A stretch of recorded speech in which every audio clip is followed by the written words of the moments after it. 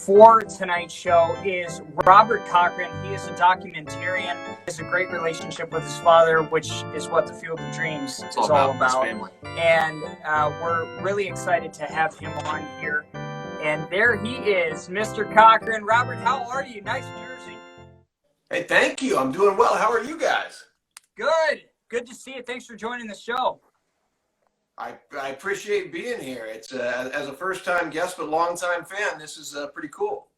Awesome. So, tell us a little bit about, we kind of got into your bio and we've been sharing it throughout the day. We've been super excited to this. We've been scrolling through your Instagram from all the years back, stalking Instagram, but we've seen your story and journey also through social media, which has been a cool experience in the past hour or so here. Yeah. So tell the listeners, one, what is the Boys of Summer documentary series, but how did you start it? And most importantly for you, why? Cool. So the journey started with my dad back in 1990, where he saw I was in college and, he was saying, you're growing up, I'm getting near retirement. We should do something good together. He knew I was a rabid A's fan. I didn't know, but he was an A's fan because I was an A's fan growing up in the Bay Area. And they had some great teams, obviously, around that time, the Bash Brothers and whatnot. And he said, how would you like to go see all 30 Major League Parks? And I was like, because my dream right at that time, I went to journalism school, was to be an ESPN guy. So it's like, this is like a career builder, right? I'm going to go do this. This will be a great story to tell, all that. So the first year in 1990, we go on a brief trip in the Midwest and we see Old Tiger, Old Comiskey, we see Milwaukee County, and we saw Wrigley. So 3 of those 4 are gone. And, just to get those at that time was incredible. The next year, we went on a trip out east and we saw Fenway, Old Yankee, and Veteran, the old incredible turf place that it was. Again, 2 of those 3 are gone. So we were in a great spot, but, life gets busy. I graduate, Dad does retire, and we don't do anything for a while. Then in 2001, about 10 years later, Dad gets diagnosed with Parkinson's, and it's like, okay, I don't even know what that is. Mom was diagnosed with breast cancer 2 weeks before him. Life's in upheaval, and Dad knows, okay, we got to take care of Mom first, so we don't even worry about Parkinson's. But once she's in remission a couple years later and things are looking good, and thankfully Mom's still with us, there was that, okay, what do you have? What is Parkinson's, and what are we going to do about that? So as I'm thinking about that one night, I rewatched The Field of Dreams. And of course, I'd seen it before, but you rewatch a great movie or reread a great book and the context changes. And suddenly this wasn't just a great story for someone else. Now I am Ray Kinsella looking out for my dad, right? Going, oh, I don't want that to be my story of the unrequited dreams. I can't let that happen. And so, I'm in tears and, I call up Mom and Dad and I say, we got to do this. And they say, how? I say, I don't know, but we got to do this. We got to go to all 30. So that's what we did later that summer in 2004. We hit the road and we went to all 30 parks, 2 months, 20,000 miles. And, it was, yes, a journey of the ballparks. And it was that time in the car together to basically find out who he was. And he got to find out more of who I was. And, take our relationship from assumed father-son, love each other, blood relationship to men trying to figure out how to get through life well together. And that's a very different ask. And you can't get around that any other way except spending time and sharing, relationship together and sharing amazing traveling. That's one of the best ways to do it. You get to know somebody in the car, averaging 350 miles a day. Right. And going through. And the heart of that trip was not only inspiration of the Field of Dreams, but literally going to the Field of Dreams. And it was right in the middle of our trip. It worked out that way. And one of my favorite things was having my dad interview Don Lansing. And Becky, of course, was a sweetheart and giving everybody tours. And at the time, I'm not sure 100%, but I don't think there'd been another film crew there to do something like what we were doing. Don liked our story and said, sure, come on down. And I think like many people have there at the field, we got out there and as excited as we were, it was more than we could have imagined. And, when we got to start playing pickup out there together and hitting the ball and running the bases and having a catch and walking in and out of the cornfields. It just transcends, you know, in anything you can describe. It's very tangible. It takes what is mystical and, you know, in the recesses of our brains, and all of a sudden it makes it practical in a way that transforms you. It changes your life, and it did for us. And it came at a perfect time in the journey too, because we had a lot of stresses about money. You know, we were doing it in a very difficult fashion, that basically we would show up to ballparks with our 501c3, and, you know, we would have hopefully some donated tickets, maybe some donated food, and we package that to the fans and say, hey, $25 a head, come tailgate with us. And we'd be able to make just enough money to get us to the next spot. And so it was a good plan, but it was exhausting to get across the country that way. And the Field of Dreams was kind of this respite we had in the middle of it to just kind of take a breath and, okay, you know, we're going to get through where we're at, and we're going to start going westward bound. We accomplished most of the East Coast, and so that's what we did. We made it, and we, you know, that trip that put us in an awesome place to say, okay, we did this incredible thing. And, you know, we made it. I made a great film out of it and thought we were done. It had done some good work, because the whole idea was cure for Parkinson's within 10 years. Sadly, that never happened. And as that never happened, people asked, well, how's your dad doing? And, you know, again, I had gotten to the place where I was obviously more comfortable with Dad. We could talk about it, but I hadn't really examined closer. How are you doing, Dad? And so I said, well, let's look at this. Let's do a follow-up. And as we started to plan that follow-up and do some minor parts of that, meeting up at spring training in 2014, and now I have kids, we get to incorporate them in the story, you get to see, oh, Dad's having some trouble, actually. This Parkinson's thing is starting to have some more effect than we had considered previously. And all of a sudden now the cure isn't there, and Dad's kind of mad about that, and I get that. He's frustrated. So how are we going to live with this thing? So we shift to the idea of quality of life, which becomes a lot more specific to action items of what you can do, and also a lot more generalizable to an audience, because everybody has quality of life issues. Everybody wants to say, how am I going to age well, regardless of a chronic illness or not?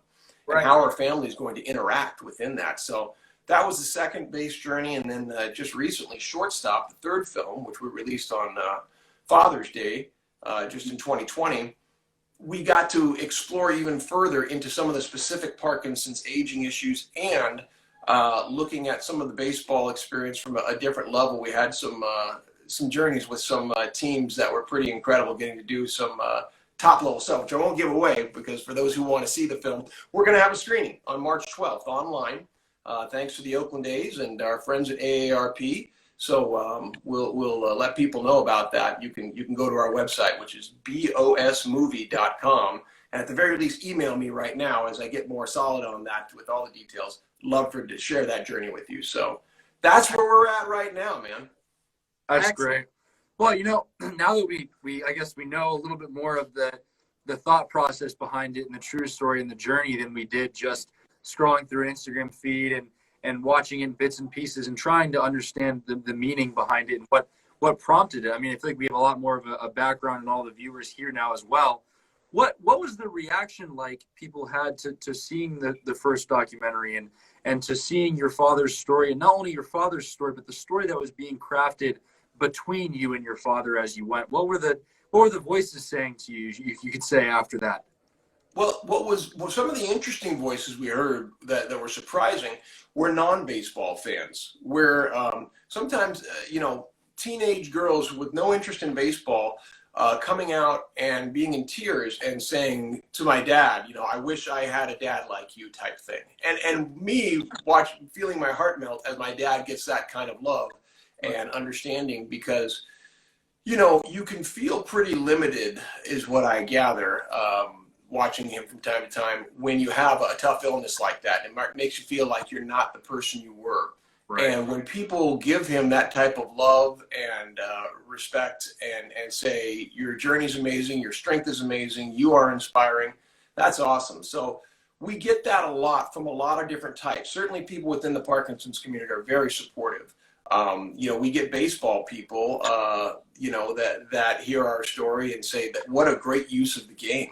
You know, what a great ambassadorship, right? Because, you know, it's it's a unique sport, baseball is, for a conversation, for a relationship. I love all sports, for sure. I'm a fan across the board. But baseball really, more than ever, because of the way life moves, allows us to uniquely relate to one another. And so we get that even at the ball game, like where I go with my dad and my son, we get the 3 generations thing, and people just come up to us and say, that is so cool, you know, what you guys are doing, you know. So it's I wouldn't say it's jealousy necessarily. It's more of kind of a human respect. Like people go, that's the way we want to live. And sometimes people have a hard time doing it for whatever reason. We've had a number of people tell us that they went to call their dad after watching our movie, and I couldn't be more thrilled. If it inspires them to realize, yeah, I need to start taking care of that relationship now, nothing could be better. That's excellent. And I think you're teaching people a lesson. I mean, like you said before, you're Ray Kinsella, but you actually realized your dream and seized the moment, just like in the movie, right? You're taking those lessons and actually implementing them into your real life. That's amazing. I had no idea that you guys were, you know, going from stadium to stadium, you know, basically asking for tickets. It's amazing. And it's truly inspiring that you didn't let a budget deter you. You continue to pursue through and seize that moment and take that time with your father, which I'm sure you don't have any regrets on. Yeah, I think I think what's amazing that you talk about these young girls seeing it, and I think it applies to young people in general. I mean, in the hindsight, both of us are extremely young, but we obviously, being young, a lot of the times miss those important parts of life, or we overlook them, or whatever it may be. But I think what you're doing makes people of all ages realize the time together is the time that's important, and those memories you make are invaluable in the sense that you can't buy a memory. The memory is formed between you and another, or you and an experience. That's awesome. Very well said. Memories are, especially as we age, we become more nostalgic and realizing, oh wow, I hope I was as happy as the picture said I was at the time, because that was a truly blessed moment. A lot of times we go through it, we might be worried about XYZ of whatever problem or nagging thing that's on our mind, right? The day-to-day life. But, if we don't take the moment to breathe in the, oh my gosh, of what's happening right now, and as focused as it is right now, sitting here with you guys, this is awesome. This is right now. I mean, I'm truly honored to be here with you guys because of the work which you're doing with Field of Dreams, and so excited about our upcoming collaboration, because the words I've been really focused on more recently, work-wise, because, and I'll talk a little about that in a minute, about, what I'm trying to do with helping both Parkinson's community and community in general, but our celebration and joy. I keep coming back to those words. And I don't know if it's just because we're in a COVID time, or we're feeling isolated, or we're missing that type of human interaction, but I know those things have dramatic, massive, healthy effects on us as people, and we perhaps assume them in a regular flowing world that is obviously, for the last 10 months or so, not flowing that same way. So yeah, it's very important, and thank you for recognizing and feeling those things. I'm glad you feel those too. That's it. Let's take a step back in time. So go back to 2004. We had talked. You've touched on your experience with the field, so I'm going to adjust this question a little bit and reformat it. For you and your father, we've talked, several times outside of the show, and feel like I know you quite well now. And I was introduced to your dad a couple of days ago, Dan, so it was great to talk to him over the phone. But just your experience with the Lansing family. They're no longer a part of the Field of Dreams. Obviously, they sold to Go the Distance Baseball in 2012, but still live in the community, still proud to have owned it. What are your thoughts? What was your impression of them? Well, like you mentioned, the difficulty of going park to park and each place asking and having to explain who we were and what we were after, and then deciding they had to decide whether. Robert, we can hear you now. Hey! There you go. Got the AirPods in and you're good to go. I think we're good. Okay, excellent. Yeah, that was. I don't know if you heard. I got a call from the wife, and Oh. you know, she didn't take well. Go figure. To being put on dismiss for later. So she had to be answered. Well, you need to answer. All you need to say was the wife is calling, and that's it. Well, see, the beauty of it is Roman's wife is watching, and my girlfriend is watching, so we don't have to worry about it for right now, at least. Respect. Yeah, there you go. Dugout mug. I like it. Most two important words. Yes, ma'am. That's Yes, ma'am. So, well, here's the funny side note too. She is actually she's in the first film. She was the producer of it because she was my girlfriend at the time and didn't really know a lot about film. But we talked about coordinating all those things. She was the one making a lot of those calls. I mean, calling ballparks and places for us. She met us at a couple places. She very unfortunately became a Red Sox fan because she loved Fenway so much. I can't get her away. We were at an Oakland A's game at the Coliseum, and it was the A's and Red Sox, and she calls her friend and says, yeah, I'm at the Red Sox game. I said, you are not at the Red Sox game. You're at the A's game. The Red Sox are playing.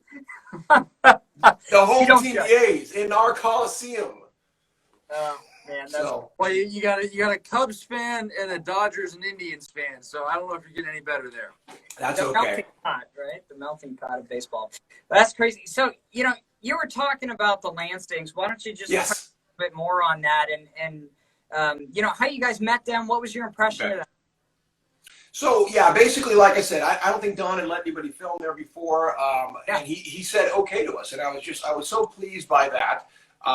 Because, yeah, we were relatively unknown at the time. We had that nice letter of formal, you know, partnership with the National Parkinson Foundation, which was nice, gave some credibility. But we walk in and, you know, it was just kind of an open, hey, you're here, great to see you, have at it. And I was like, oh, okay. And so we just walk out on the field and, you know, yeah, there's some balls and the gloves and bats lying around and other people just start showing up and it's, you know, it takes care of itself. And after playing for a bit, you know, that's when we went back to Don and just started talking to him. My dad's a pretty quiet guy, but he felt a kinship with Don, clearly. And he got to talk to him. And, you know, I think they're men of a similar generation. And so they got to share some of that. And my dad was deeply impressed with the state of the field and the way that he and Becky made people feel at the field. And again, you know, my dad doesn't normally show a lot of emotion and such, but he was impressed with that, and it was one of those places. It was fun for me to step back and let him do his thing, and he did it well. That's amazing. And you know, we obviously weren't at the field at that time. We were both unbelievably young as we just realized how long ago 2004 actually was. But, you know, to hear stories of those interactions with the Lansings, that means a lot to us. So it really, really does, to get that history and that backstory to it. But, you know, we look now, 2020, you know, it's just last year, feels like a lot longer ago. But what, you know, the release of Shortstop, how was it received? What did it look like for you? The excitement around it? You know, obviously we had heard so much about it that it was being heard in Iowa in that sense. But what was it like on your side of it? So, you know, it had been, 5 years since the last film, since Second Base. And what was surrounding it was I had started my PhD program that I'm in now. And, you know, there was no one telling me to release the film. As successful as these have been within a pod, it's not as they've been labors of love. I don't have, you know, a 5 million following and you know, studios knocking down my door asking me for the next one yet. Hopefully we'll get that. But the feeling was, okay, I've got to put this out because you know, there's the time thing. I want to make sure Dad experiences and gets this, and he's doing relatively well. I don't mean to say he's, you know, right against the doors or anything, but putting it out that way also in an interesting way, it helped inspire the community to see what we had been talking about, because we made some very good connections in that process. And it, once again, I've always been impressed when I put it out is what people see in it. One of the storylines in there has to do with my dad and I, and talking to him about transitioning to using an assisted mobility device. And that shows up in a couple places in the film. And for anybody who's had an aging parent or grandparent, that can be a struggle because falls are a huge risk and obviously an incredibly dangerous thing. And if you can minimize those by getting comfortable with an assisted living device, it's not as easy as saying just use your cane or your walker. There is a lot of, pride and a person's their ability to just to feel singularly powerful and not needy or not wanting to draw attention upon themselves. And I understood all that. And so Dad and I, in going through that, when we had a group who sells, one of the big players in the assisted mobility device, see that, she got a hold of us and was in tears and said, "You've said in a couple minutes in your film what I've tried to say for 30 years with my company." By the way, by that conversation, the way you had it with your dad, and in a very cool way, we contracted to do. They licensed a piece of the film and use it to sell their walkers, not as individual devices, but as an idea, as a conversation to have, to talking about quality of life. So here we are serving, something well beyond us, and that again is a type of response that just makes me so happy. It is. The first two films were very well received. This one went above and beyond. We've only screened it probably about 6 or 7 times, very limited because of COVID mostly. Right. But when you take a group again like AARP who saw it and their local branch here in Nevada went crazy for it and said, we have to show this to our people because, again, this isn't about Parkinson's, but this is about aging well. This is about quality of life. This is about family.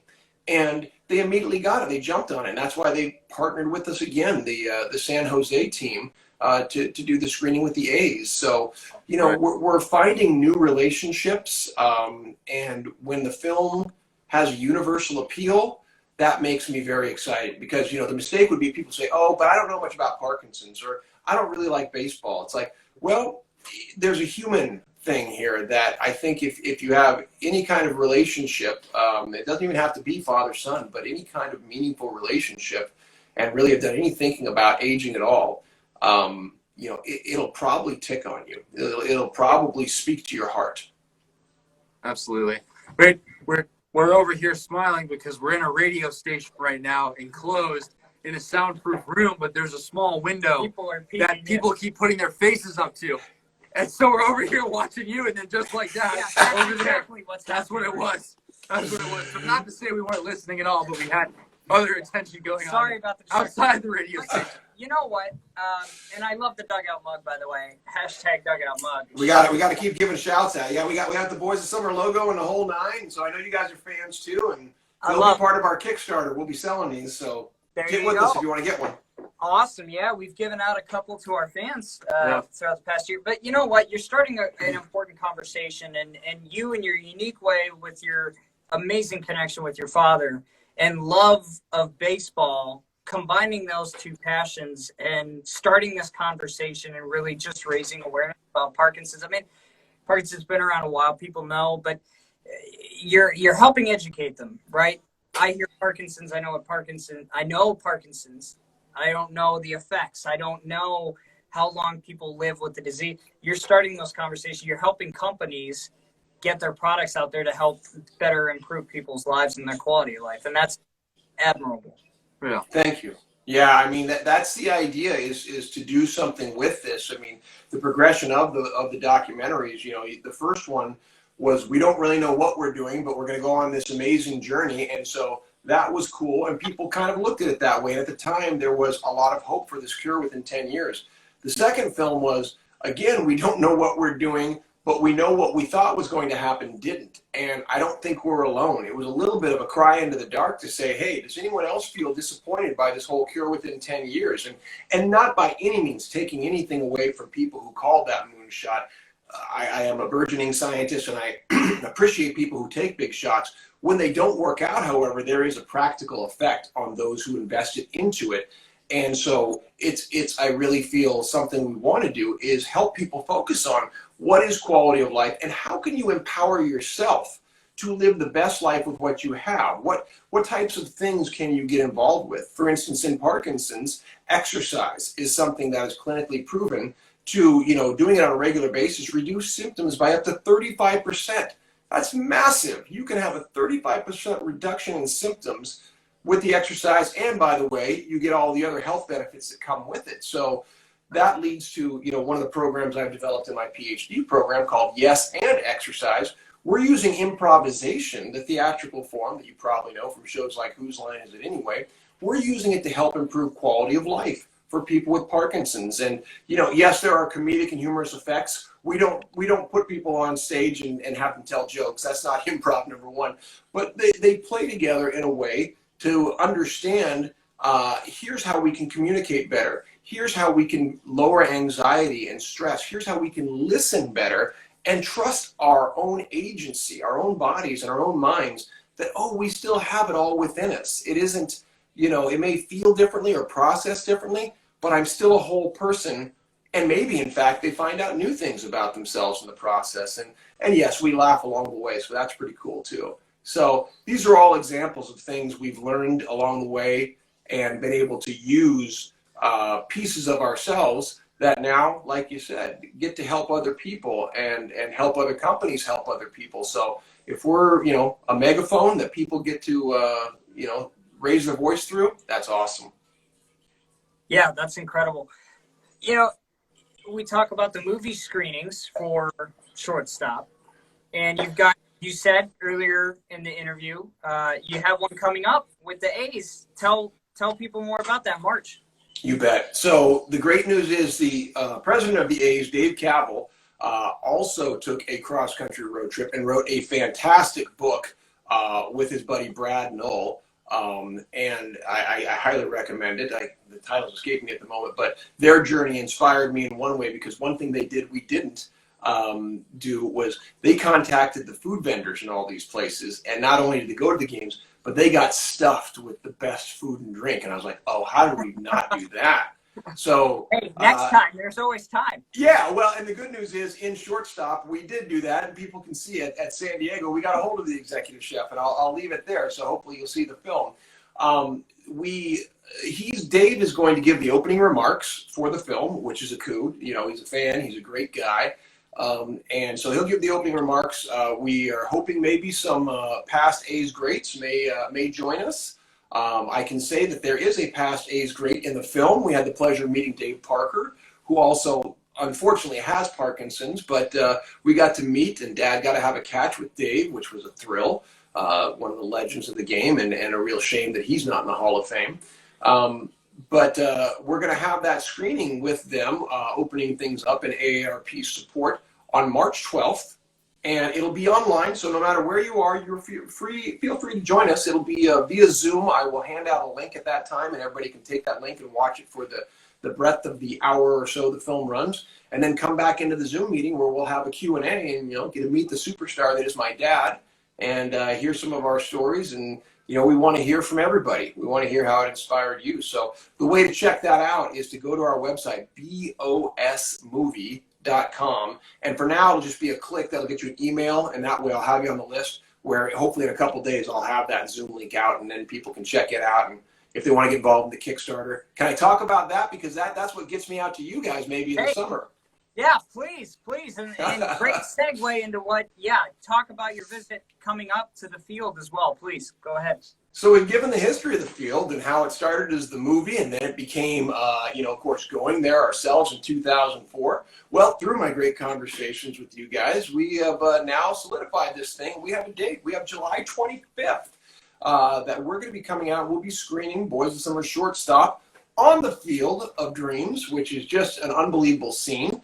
And here's the deal. Not only are we going to be screening that, that's going to be ostensibly the first scene of the fourth film in the series, which is Third Base. There's 5 planned in total. But the stuff we shoot on the Field of Dreams on July 25th this year, we will have in the opening of that film. So if you want to come and join us and get involved, mark your calendars, dreamers.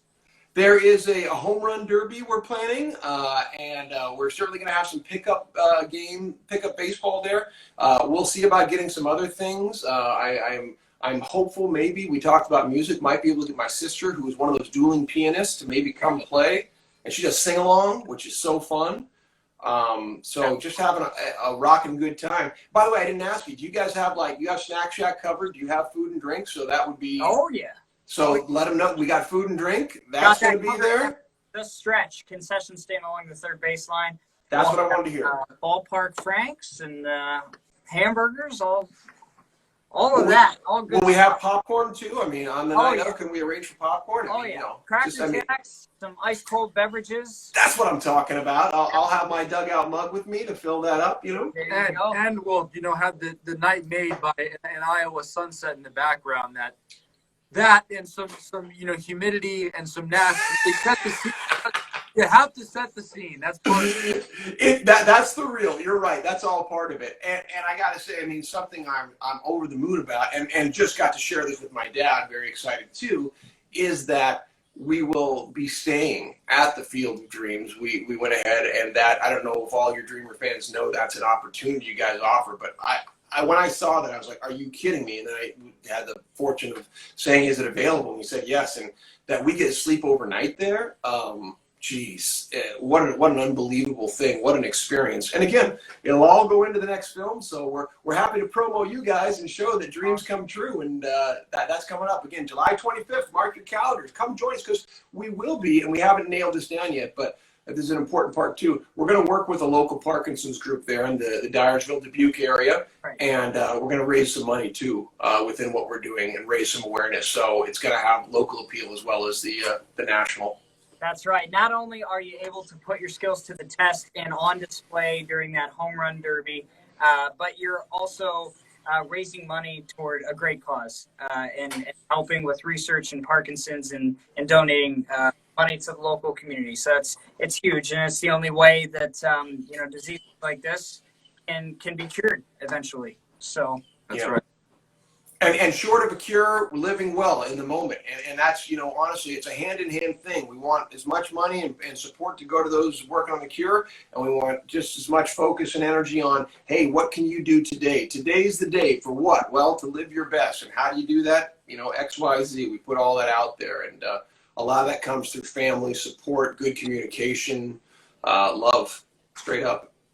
Amen to that. And I got to say, I think that an underlying message that applies to everyone you've harped on so well tonight is enjoy the quality of life that you're surrounded by. And one thing comes to my mind. I went with my father to spring training probably 6 years ago. I was quite a bit younger. I'm in college right now, and so it was when I was in my youth, really. And that experience to be with him was amazing. He was actually a journalist writing essentially magazine articles, and that's how we got to go to spring training.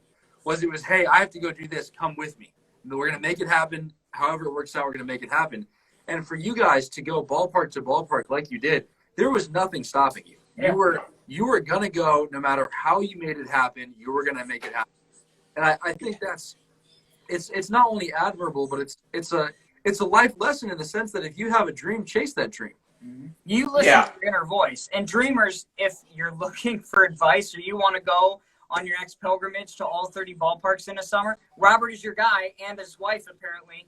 So go ahead and the event planning expert right here for all 30 ballparks. Well, nowadays too, because I've looked into this when we thought about maybe doing in 2014 and even, think about it sometime in the future, there's better resources online that there are ballpark planners. There's a website or two that literally work with the calendars and lay all that out for you. When I did this, way back in 2004, when the internet was relatively young, I printed all the schedules out, and I laid them on the floor, and I started literally walking step to step, ballpark to ballpark, to think and holding a map in my hand, what can I do? What's going to be the shortest distance, and that was Montreal was still in play. That was their last year. So we really had, Seattle, San Diego, Miami, and Montreal, 4 really distinct, disparate corners.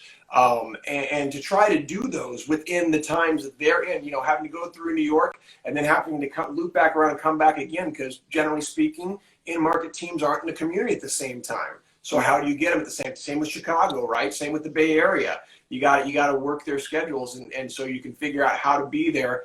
And either on the East Coast where you have a time you can loop easier, or make it so that you're there when they're overlapping or close to overlapping. And, you know, because mom said you can have them for 2 months, but I want them back. So I couldn't keep them out there too long. And there was, you know, still life to be made. And every day on the road was another day of expenses. So I was trying to keep that short too. So that's right. Well, hey, a little know. compliment for you.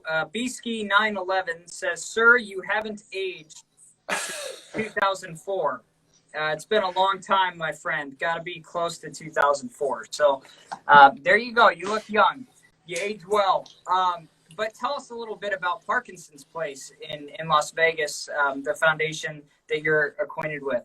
Thanks for asking. Yeah, I'm a co-founder of the Parkinson's Place Las Vegas, and it's an example of a community organization that came together saying we don't have a hub for people with Parkinson's to feel like they can get the information they need, that they can get out and get involved the way that we know will benefit everyone. So similar to why I went back to get my PhD, because there was no one doing research on improv and Parkinson's. I said, I guess I'll have to do it. We built Parkinson's Place because no one was acting as the hub that we felt it needed to be. And one of our staple events has been the Movement Fair we do every year, where we get the best of what's in Las Vegas, the doctors and community centers and the university and various exercise groups, get them to come together with a focus on exercise. How do we continue to do this together? And there's a particular problem two particular problems within the Parkinson's community. One is isolation, that people, they feel either stigmatized or scared with what they have, and so they stop going out, and that leads to a whole dearth of problems. And the other is just basically not hiding from having the disease. There's some famous cases of that. Michael J. Fox is one. Jimmy Choi, the American Ninja Warrior, you may have heard of him in Chicago. He also hid it for 8 years to try to just deny you have it at all. And that causes, again, a massive number of problems by not getting the treatment you need, not living the way you can that can maximize the benefits of what you have.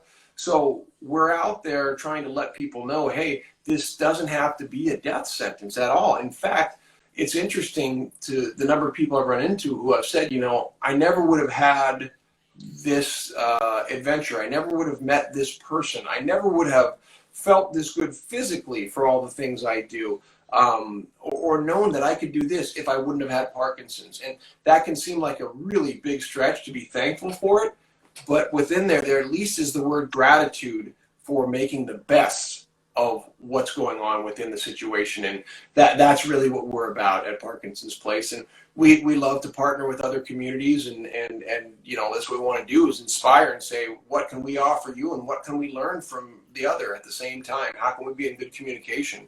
We're more a global community than ever, and certainly an online one.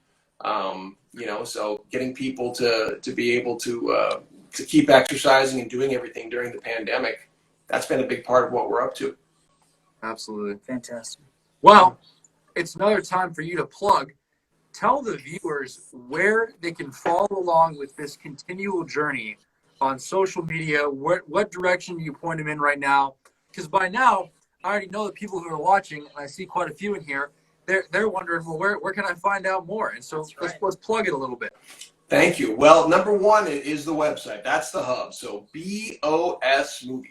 B like boy, O of S Summer. Boys of Summer. BOSmovie.com. That's the hub. We are on Facebook. We are on Twitter. We are on Insta. All at, I think, BOS Movie. It's either BOS Movie Doc. Boys of Summer Doc. Boys of Summer Doc. See, you don't know my handle better than I do. You hunted it Got out. it. Boys of Summer Doc. It might be BOS Movie on the other ones, but at any rate, if you type in, there's a couple other Boys of Summers. In fact, there's another Boys of Summer documentary, especially about some kids from Curacao, and it's a great film on its own. And certainly the Roger Kahn book is the most famous. That's where, you know, the title and the Don Henley song and all that. Yeah. It just fit into what we were doing, and but you know, to make sure to get like the most instant communication and to find out the latest and greatest, and my email, certainly you can hit me up that way. BOSmovie.com. That's the easiest. But now that I'm here with this on Insta, I've been off honestly for about a year and a half because of the pandemic and school and everything else. Now that we're ramping up with a couple things, I'll start getting back on, because yeah, we were very constant for about 2 years with stuff we were doing on Instagram. So we'll get back there. Fantastic. Awesome. We're going to end the interview, Robert. Again, thank you so much. One question here that we ask all of our special guests, and it's one of my favorite questions, if not the best question, I think. If there's one message that fans can take away from the Field of Dreams, in your opinion, what is that? It's real. It's real. Dreams have always been a favorite thing just in life. I love to experience dreams. I love dream sequences in movies. As a filmmaker, they're one of my favorite things. When people experiment with that mix of the subconscious and the conscious, and the idea of having the fantastical view and vision of the world become hyper real, and the Field of Dreams is a real place. And the magic, what you bring to the movie, if you felt anything for it, it's there for you on the field and then some. And as a little further to that, Dwyer Brown, who played John Kinsella, Kevin Costner's dad, I got the opportunity to meet him, and we'll see, fingers crossed, hopefully he'll be coming out, because you watched Shortstop and loved it.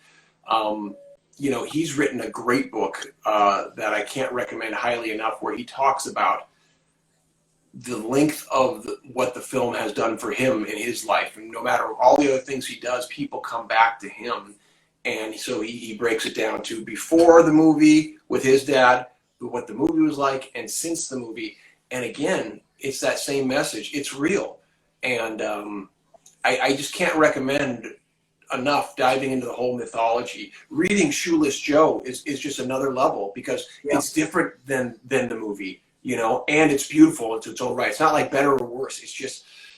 It's another level of reality that that art brings to it. So, the only way to truly get it, I think, at a high level, is to come to the field, feel it for yourself, have a catch, hear the ghosts, have a dog, feel the humidity, and all that. Take it in, because Bug spray. Bring your bug spray. It's transformative. The whole thing's transformative, and that's one of my favorite words in life is transformation, and the Field of Dreams is one of those places that can and will transform you. Excellent. Well, hey, Robert, again, thank you so much for joining the show. I think that's a perfect ending. I think the thing to say is we'll see you this summer. July 25th, baby. Dreamers. July 25th. See you, Robert.